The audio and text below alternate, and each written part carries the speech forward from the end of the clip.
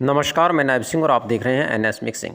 बड़ी खबर है हरियाणा से। हरियाणा के कौशल रोजगार निगम में लगे 1,20,000 कच्चे कर्मचारियों की जॉब सिक्योरिटी को लेकर के उनके नियमों में बदलाव किए जाने हैं, जिसको लेकर के हरियाणा सरकार की तरफ से पत्र जारी कर दिया गया है, जिसे आप स्क्रीन पे भी देख पा रहे हैं, जिसे हरियाणा के समाचार पत्रों ने बड़ी प्रमुखता से छापा है। हम जानेंगे पूरी खबर क्या है, क्यों आखिर इसमें बदलाव की ज़रूरत पड़ी। मुख्यमंत्री नायब सिंह सैनी देंगे कमेटी की रिपोर्ट को मंजूरी। सरकार के वरिष्ठ अधिकारियों की कमेटी भी गठित की गई है। हरियाणा सरकार ने 1,20,000 अस्थायी कर्मचारियों को जॉब सिक्योरिटी देने के नियम बनेंगे।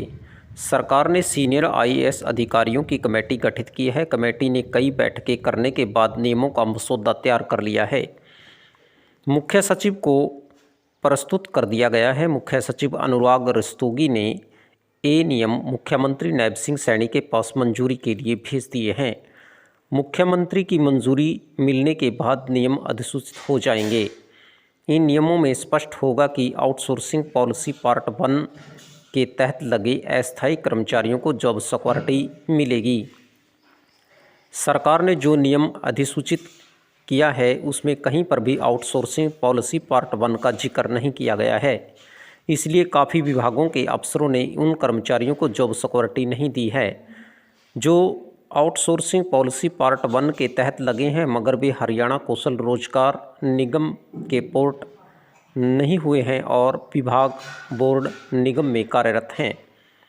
नियमों का जो मसौदा अधिकारियों ने तैयार किया है उनमें स्पष्ट है कि अस्थायी नौकरी पर कार्यरत वे कर्मचारी भी हैं जो आउटसोर्सिंग पॉलिसी पार्ट 1 के तहत लगे हुए हैं।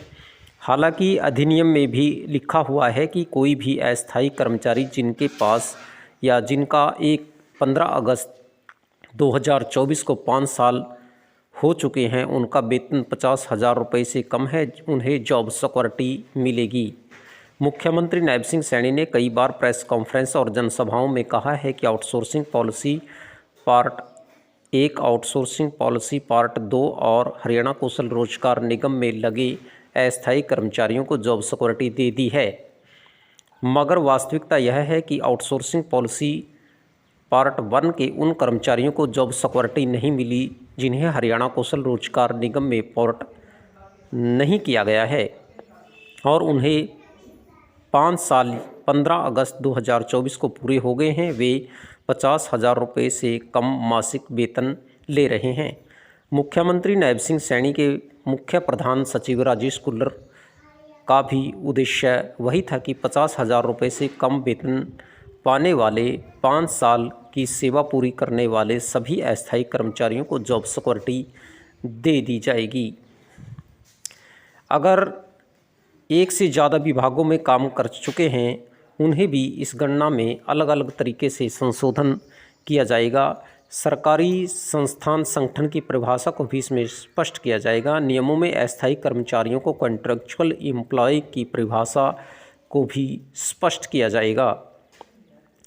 नियमों के मसौदे में उच्चाधिकारियों ने यह भी स्पष्ट किया है, अगर किसी कर्मचारी ने एक से ज़्यादा विभागों में काम किया है तो उनकी कम से कम 5 साल की सेवा तय करने के लिए सर्विस की गणना इस प्रकार की जानी है कि किसी कर्मचारी ने एक विभाग में 3 साल काम किया है तो उसमें 240 दिन का वेतन मिला है, मगर चौथे साल में ब्रेक के कारणों से 240 दिन का वेतन नहीं मिला। अगर 5वें और 6ठे साल में 240 दिन का वेतन मिला है तो उसकी 5 साल की सर्विस गिनी जाएगी।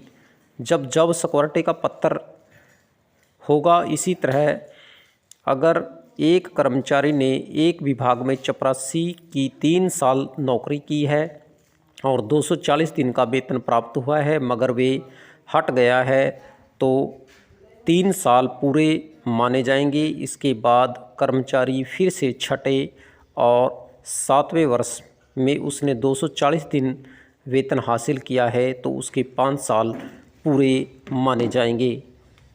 ये बड़ी खबर थी। हरियाणा कौशल रोजगार निगम में लगे 1,20,000 कच्चे कर्मचारियों के लिए उनके जो नियम है उसमें बदलाव किए जाने हैं।